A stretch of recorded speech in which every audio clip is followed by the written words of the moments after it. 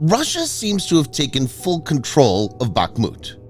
For more than 9 months, the relentless struggle for control over the city has persisted, plunging into a merciless war of attrition characterized by trench warfare. Since the onset of the invasion, no other urban center has endured such an extended siege, exacting a heavy toll on both Ukraine and Russia, with substantial losses incurred by both sides.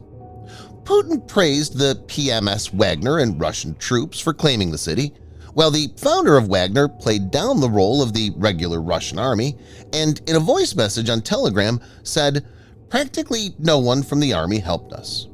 While certain news agencies initially claimed that during the G7 summit in Hiroshima, Zelenskyy seemed to acknowledge the loss of Bakhmut, a spokesperson clarified that the Ukrainian leader was, in fact, refuting the city's capture. While Zelenskyy earlier issued statements like, "No one will hand over Bakhmut. Bakhmut is a fortress. Not only will we not move away from Bakhmut, but we will go to liberate the Donbass." There seems to be more to the story. In this video, Defense Updates analyzes why Bakhmut is likely acting as a trap for Russia. Let's get into the details. The fight for control of the city erupted last August. Bakhmut, which once had a population of about 70,000 people, is now deserted, and almost every building is damaged. The images of Bakhmut are horrifying. During his appearance at the G7 summit in Japan, President Vladimir Zelenskyy drew a comparison between the devastation inflicted upon Bakhmut and the haunting memory of Hiroshima. By evoking the symbolism of widespread destruction, he underscored the gravity of the situation. Zelenskyy told reporters after laying flowers at the cenotaph to victims of the world's first atomic bombing of a city, "I'll tell you openly, photographs of ruined Hiroshima absolutely remind me of Bakhmut and other similar settlements. Nothing left alive, all the buildings ruined." Taking Bakhmut, which Russia refers to by its Soviet-era name of Artyomovsk, marked Moscow's first significant triumph in the conflict after a span of more than 10 months. For an extended period, Moscow has asserted that the capture of Bakhmut would serve as a crucial advancement toward further territorial gains in the Donbass region, which it claims to have annexed from Ukraine. Consequently, it has prioritized Bakhmut as the primary target of a large-scale offensive, despite failing to make significant progress elsewhere. In addition, Russia's defense ministry reported the destruction of a road bridge previously utilized by Ukrainian forces to reinforce Bakhmut. Given its positioning along the E40 highway, Bakhmut holds significant strategic importance as it serves as a crucial link between Ukraine's second-largest city, Kharkiv, and the Russian city of Rostov-on-Don. Russian control of the city could pave the way for its advance toward other Ukrainian cities situated further west, including Slovyansk and Kramatorsk. These cities hold significant importance as they serve as vital industrial hubs and administrative centers in the Donetsk region. Subsequently, this progression would bring Russia one step closer to its objective of fully capturing the entire Donetsk area.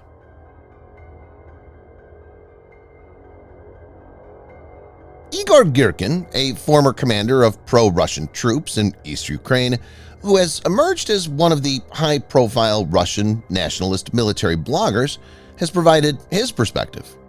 Girkin, who gained prominence during the Russian annexation of Crimea and was convicted last year for involvement in the downing of Malaysia Airlines Flight 17, has emerged as a prominent figure among Russian nationalists who endorse the conflict in Ukraine.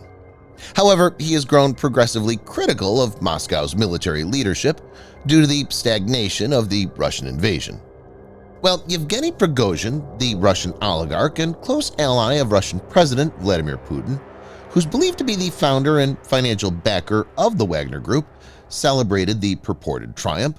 Girkin voiced his doubts on Telegram, questioning the value of capturing Bakhmut in light of the losses suffered by Russia during the battles. He wrote, "Bakhmut was homed, it does not excite me. Taking into account what I know about losses, wasted resources, lost time, and the initial understanding of the strategic senselessness of this operation. Igor Girkin stated in reference to Bakhmut, "The winter-spring joint campaign of the RF armed forces and Wagner to exterminate our infantry on the Donetsk sector of the front ended successfully. Importantly, the conflict for Bakhmut has exposed a growing division between Wagner, a group that has enlisted numerous convicts from Russian prisons, and the conventional Russian military forces. Over the course of 2 weeks, Prigozhin has been consistently releasing video and audio messages condemning the leadership of Russia's military.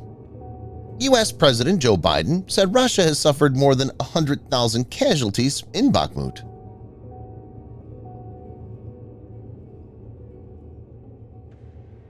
In the past week, Ukrainian forces have experienced their most significant territorial advancements in 6 months along the northern and southern fronts of Bakhmut.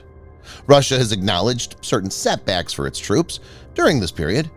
Kyiv's objective may have been to lure Russian forces from other parts of the front into the city, aiming to inflict substantial casualties and weaken Moscow's defensive line elsewhere in preparation for an upcoming major Ukrainian counteroffensive. Ukrainian Deputy Defense Minister Hanna Maliar has said that Ukrainian forces have semi-encircled Bakhmut, with some parts of the city still under Ukrainian control. Another Ukrainian official added that parts of the city remain under Ukrainian control. Sergeyev Sherevaty, spokesman for the Army Group East, told Ukrainian television, "Our soldiers are holding fortifications and a number of areas in the southwest of the city." He added the scale of the city's destruction means it would be of no military or political use to Russia even if they capture it. Interestingly, the former chief of the operational headquarters of the German Ministry of Defense said the Battle of Bakhmut can be considered a success for Ukraine. Nico Lang, in an interview with Bild, said, "The fact that in 6 months in Bakhmut, Ukraine managed to inflict heavy losses on the Wagner military group and the Russian armed forces is the success of the defenders." In war, misinformation and disinformation is used frequently. It remains to be seen how the situation progresses from here. Subscribe for more videos like this. Hit the like button if you find the video interesting, and kindly provide your feedback in the comment section.